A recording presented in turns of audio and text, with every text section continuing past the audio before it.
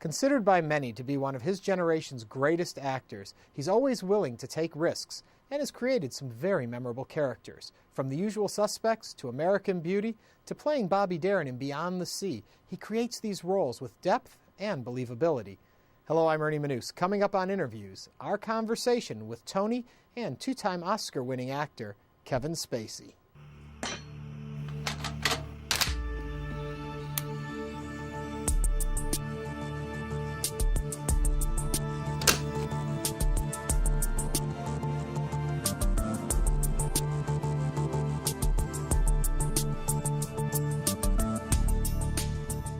Is it more challenging for you to do someone who was a living person or to create a character from scratch?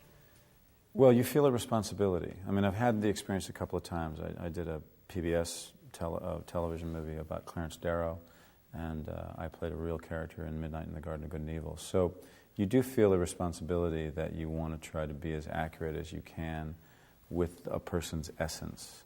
But almost in all of the cases that I've experienced, I didn't want to feel trapped by doing an out-and-out slavish imitation. I think we've seen films where it feels like the actors were so self-conscious about wanting to get every single gesture or vocal quality or walk, or that actually it ends up not having a life to it. And in the case of Bobby Darin, this is one of the most remarkable performers with energy and style and a kind of arrogance to him and cockiness to him that in a way, it had to come from me in order for it to, I think, not be hollow. And at some point along the way, along this journey over the last 5 years of trying to get the music right and his performance aspects right, our music producer, Phil Ramone, who's kind of legendary in his own right, worked with Bobby Darin, worked with Sinatra, did all of Simon and Garfunkel's albums. He says at some point I stopped trying to do an imitation of Bobby, because that's sort of where you begin.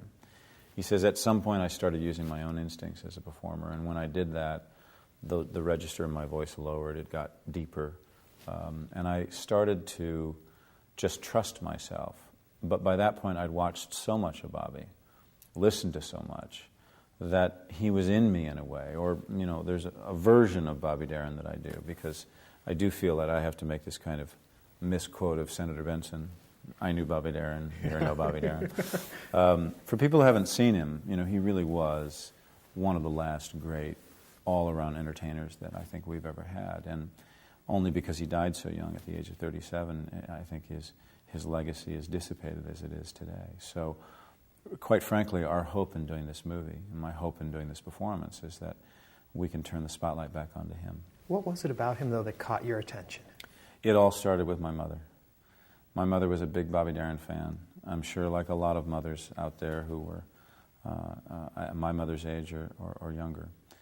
He was also a guy who I think he hit a lot of different genres of music. So he hit a lot of different, he hit kids when he was in rock and roll, and then he hit adults when he did pop music, and then he hit a different audience when he did folk or country western or gospel, and then he hit a whole other audience when he did protest songs against the war. I think his work is timeless. Tony Bennett recently was asked, why do you think you've endured so long? And he said, because I've never sung to a demographic. I sing to everybody. And I think Bobby Darin sang to everybody, but in a very brief 15-year career. And I think his style, he just had a way around words. He had a phrasing that I think was probably his best quality as a singer. There are other singers that had purer voices. Sinatra is probably the purest of those saloon guys. But Bobby had something that none of them had. And part of that was his diversity, and part of that was the range of his talent. I mean, he not only wrote his own songs and sang his guts out, but he did impressions, he danced, he was an actor, he played the drums, the vibes, the harmonica, the guitar, the piano. I mean, he was this dynamo in this very small package. Yeah. Because he was shorter than I am. And he had, I think, less hair than I do. I'm not entirely sure. We don't have that kind of entertainer anymore. We also don't really have the venue. I think that must have been, we try to portray this in the movie a little bit, the watching his venue disappear, nightclubs, for a time in the United States and around the world, were the premier place of entertainment. You know, people got dressed up, they went out to these smoky rooms, they watched somebody sing their guts out for 2 hours. We got jazz clubs now, and thank God we still have them. But I think the music industry noticed that they could make more money in big arenas and concerts and stadiums. And Bobby never wanted to play those. He always liked the intimate clubs. And I hope, you know, who knows, maybe all that stuff will come back. What surprised me about the film was you're doing all your own singing. Yes. How much of a love of music do you have? Well, what people don't know about me is that I started out doing musicals. From the time I was 13 until I was in my 20s, I basically did more musicals than anything else. I did Damn Yankees and West Side Story and Gypsy and The Boyfriend and Dames at Sea and Sound of Music.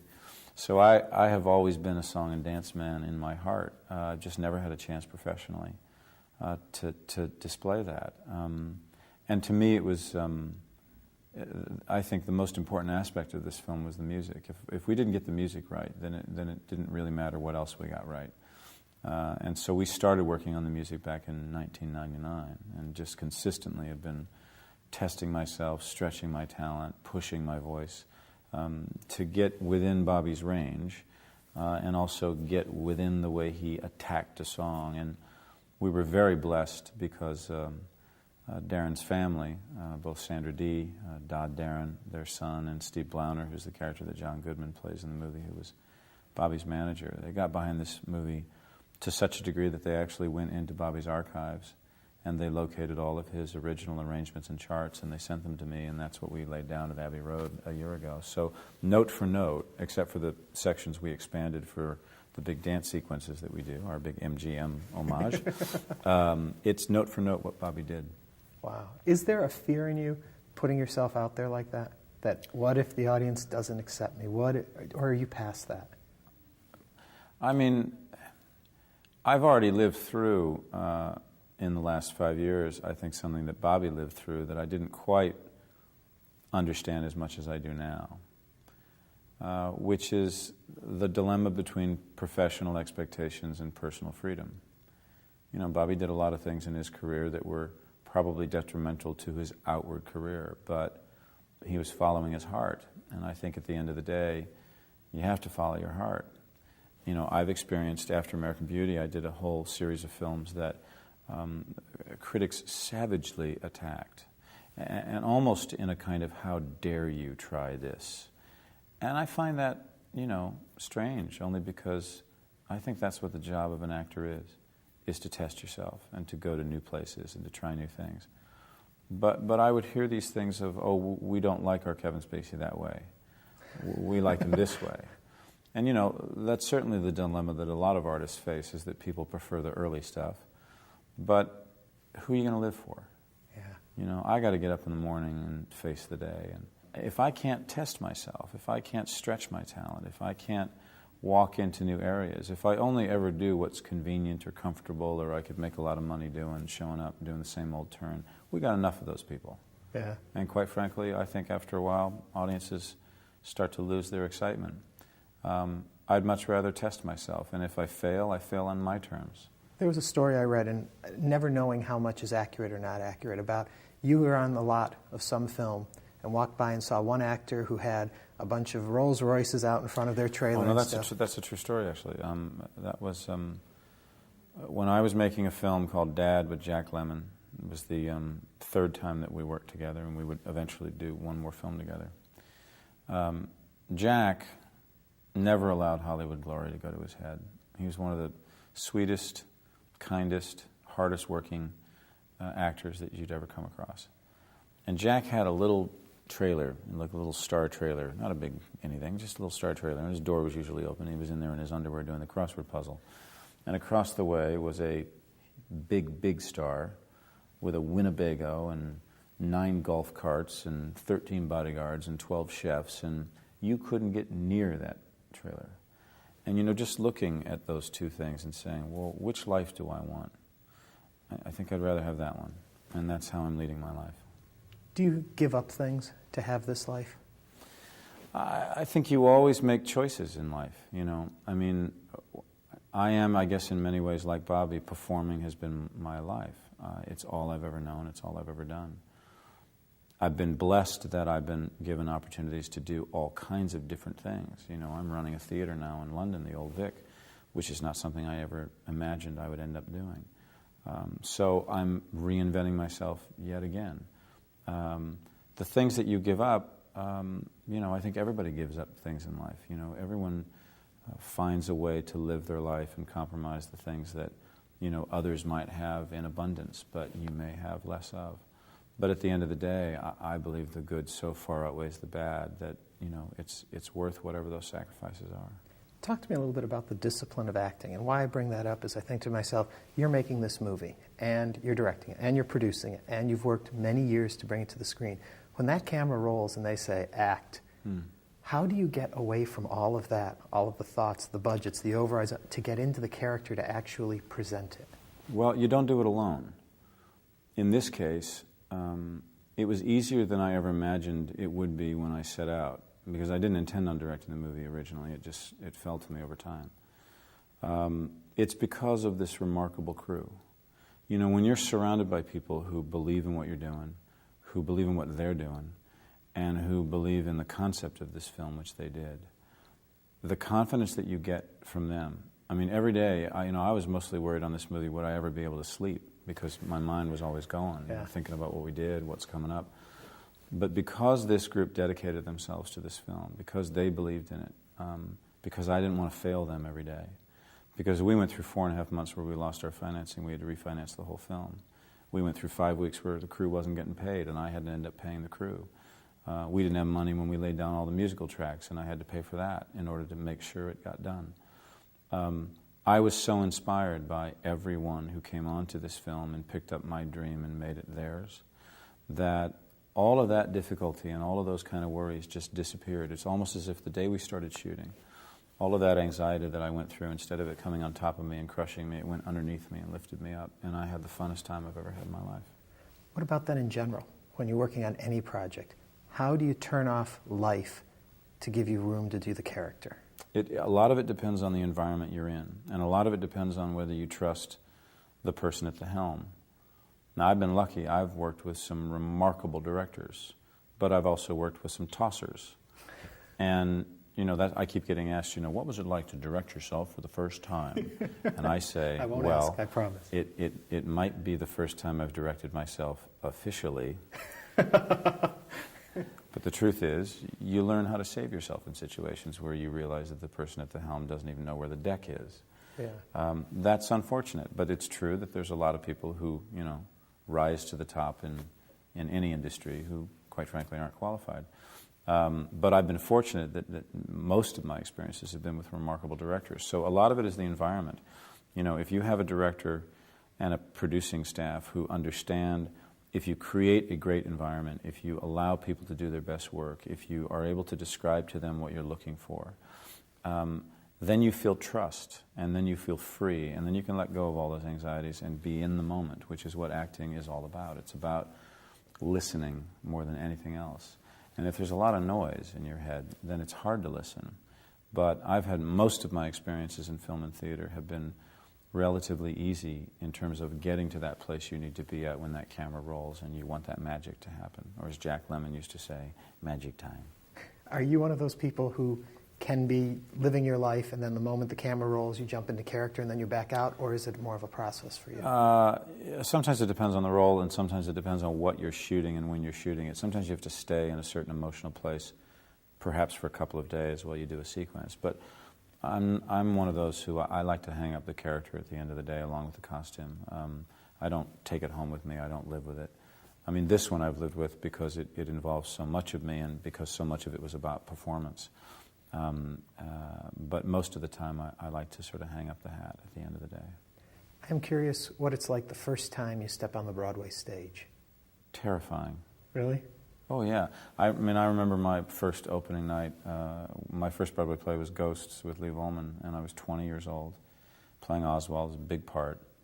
John Madden was the original director of that production, who went on later to do Shakespeare in Love. But he got fired halfway through, and not because he wasn't good. And that was a tough one because I believed so much in John and was so sad to see him get fired. And that was a tough one. It was very nerve-wracking. You know, I mean, there you are on Broadway for the first time. And I later on played, you know, more plays on Broadway and had a much better time in the sense of I was more confident with my own work, and I was working with a wonderful company. And, you know, I got to do Neil Simon's Lost in Yonkers and then Long Day's Journey with Jack, and eventually came to Broadway with Iceman Cometh. So I've had a wonderful time in New York, and the theater has always been my primary allegiance. So for me to be now running the Old Vic is just a huge thrill. I can't wait to get back up on stage. We're going to do a play called National Anthems first, the third play of our first season, and then we're going to do the Philadelphia story after that. Tell me a little bit about how you got involved with the Old Vic. Well, it started with the Iceman Cometh. When we transferred from the Almeida to the Old Vic, I had probably the greatest experience I've had working in a theater. It is a remarkably great theater for actors. It's because of the shape of the theater itself. It's a horseshoe shape, so there's no balcony that juts out, and so vocally it is an incredibly easy theater. I mean, it still takes an effort, but I never lost my voice at the Old Vic, and I've lost my voice at practically every other theater I've worked at. Also, the history there. I mean, it's been standing there since 1818. It's where John Gielgud made his debut, Peter O'Toole, Richard Burton. Laurence Olivier ran it for 13 seasons when the National Theatre was there. Judi Dench made her debut there. So its history is in the building. You feel it. The spirits of these great artists is there. And I was on the committee to help them try to find someone to run the theater. And then one day I thought, what are you doing? You know, it's staring you in the face that this is something you've wanted to do your entire life. And so as close to Dick Cheney as I'll ever get, I ended up putting myself on the list of candidates, and now I'm running it. What do you bring to it, do you think? Well, I think there's something interesting about being an American running a British theater. Mm-hmm. I hope that the ability that I might have as a magnet for actors and directors and writers to come and work at this theater will be substantial. And I hope that in the long run I have something to do with revitalizing the theater for its future. You know, I don't want the theater just to be successful while I'm there. I'm trying to, everything I do is thinking about a successor. Everything I do is about what happens in 5 years, 10 years when I'm done there, to make sure that the theater isn't only successful while I'm there, but that it continues to be a vital producing house. In theater in general, what's going on Broadway and all the Disneyization of Broadway and all of the big musical things, does that hurt theater today, do you think, or does it help? Well, I think any time there's a big success, it's good for the theater, because people go and have a good time in the theater. I mean, if people love musicals, a lot of people love musicals, then I think that helps other things, because that means that people might have a good time at the theater and they want to go see something else. Anytime there's a hit play, I think it helps the rest of the community. Look, all you have to do is look off Broadway and realize that some of the best work is done off Broadway. And sometimes it's fortunate that they raise the money to move it to Broadway. Sometimes they're very smart and leave it right where it is. And you look at some of the regional theaters around this country where some remarkable new writing is discovered, and playwrights come out of there and eventually go to New York. I think, you know, it's very funny to me how the theater is always referred to as dying. You know, it's the theater's dying, and movies are never dying, books are never dying, television's never dying. It's just the theater that's dying, and yet somehow it manages to survive all of these death knells. It's expensive, it's difficult, it's harder now to compete for an audience that goes to the movies and watches television and stuff, but I think as long as there are writers who are writing courageous work and interesting work and entertaining work, and as long as there are producers who are willing to take a risk, theater's going to be alive and well. Can your name become too big to allow you to do the work you want to do? Not if I have anything to do with it. I think you have to try as best you can to control, and within limits, because there's a whole lot of stuff out there that you have nothing to do with. I mean, you know, you can disappear for 2 years and suddenly, you know, you're still somehow out there. You know, I try very hard to control the amount of stuff that I participate in. I don't like being referred to as a celebrity. I don't like being referred to as a Hollywood star. It's a disservice to what I do. It is a convenient, you know, I hear this all the time. So how different is it to live in Hollywood than to live in London? And I go, I don't live in Hollywood. I've lived in New York since I was 19 years old. But it's an easy and I think lazy journalism. The fact of the matter is I'm an actor. I'm now an artistic director of a theater. Now, will they ever actually treat me that way? Probably not, because in their minds it's easier to call me a Hollywood star. But I'm an actor. I'm an actor who happens to do movies. I'm a slug who's done relatively well in film. Surprise, surprise. But my attitude is not that. And my attitude is I want to do the best work that I can. And if all the good fortune that's happened to me in film, I can turn that around and use it as a magnet for theater, then that's great. I'm doing something useful with it. I want to continue to do the best job that I can do with what I've been given and take advantage of all the good fortune that's happened to me in the right way and not the wrong way. And so I'm hoping that I can just stay on that course. If you could rearrange things in your life a little, would you have debuted on Broadway later in your career? Would you have had as big a success with American Beauty at a different point? Or are you comfortable with where it all happened? You can't, it's so speculative, I mean, the fact of the matter is this is the way it went down. And, I've had such an extraordinary journey. And a big part of me feels like I'm just getting started, People sometimes ask me, what's your favorite film? And I say, I hope I haven't made it yet. If you had, would that darken the rest of your career for you as an artist? Yeah, I think anytime you think you've done your best work, you ought to open a shoe shop, because you always hope your best work is ahead of you. And to me, it has to be. Or why get out of bed in the morning? Yeah. What keeps you going then? Looking for that pearl? People. I have enormous love and affection and faith in people. And that's what keeps me going. The human beings keep me going. I am so inspired by people I meet, by remarkable work, by people who keep moving forward in a world in which it's increasingly, we live in a very cynical, a very temporal time. And there are still great people, and there are still great people who love to be entertained, who love to be moved. And I do it for them. Did you lose any faith in people with all that we've seen happen since 9/11 and all of that? Did that darken it at all for you? And were you in New York when that happened? I wasn't in New York, but I was in New York as fast as I could get there after. No, actually, I think that that inspired me to see how not just New Yorkers, who are a unique and extraordinary breed, rose to the challenge of reclaiming their city, and how the people around the world, their affection for America, and not just Americans, because we lost a lot of foreigners on that day. I believe that we showed those who were against us what we're made of. And I believe that we have a lot more work to do, and I believe we have a lot more healing to do. But I've been inspired by everything that we as a people have tried to do. I don't necessarily agree with every decision our administration has made, but I do think that you can't fault the people. And what I have discovered living abroad is that people do make a distinction between Americans and an administration. I get asked this question, you feel a lot of anti-Americanism, and I say no. In fact, I don't at all. And I don't think you see it even in Middle Eastern countries.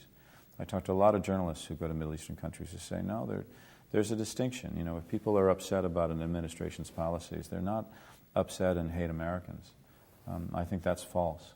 I think they recognize that America is a good place, and at its heart wants to do the right thing. Yeah. I'm going to take you back to your movie for a minute and say, I've heard you're touring. You'll go out there and you'll sing with an orchestra and do the whole thing? I am. I'm taking a 10-city tour with a 19-piece big band. Roger Calloway is leading it. Greg Field, who was Sinatra's drummer for the last 10 years, is keeping the beat. Phil Ramone is back producing. And the great fun of it is I'm getting a chance to do a lot of Bobby's work that I couldn't fit into the movie, some of my favorite stuff of Bobby's. And we're going to San Francisco, L.A., Boston, Atlantic City, Miami, Chicago, New York, and it's all ending at the Wayne Newton Theater at the Stardust Hotel in Las Vegas. Oh, how cool. Yeah. And you know what? We're ending right here. Thank you very much. A pleasure. Thank you. Kevin Spacey.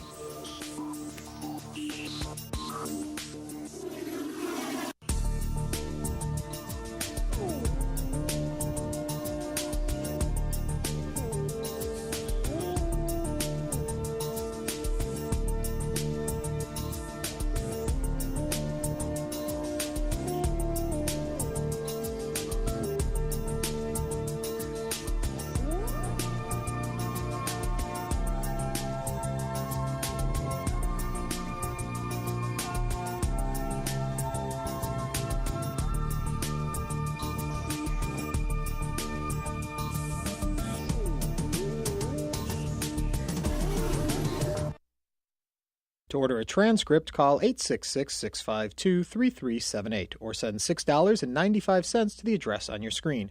Please include the name of the guest.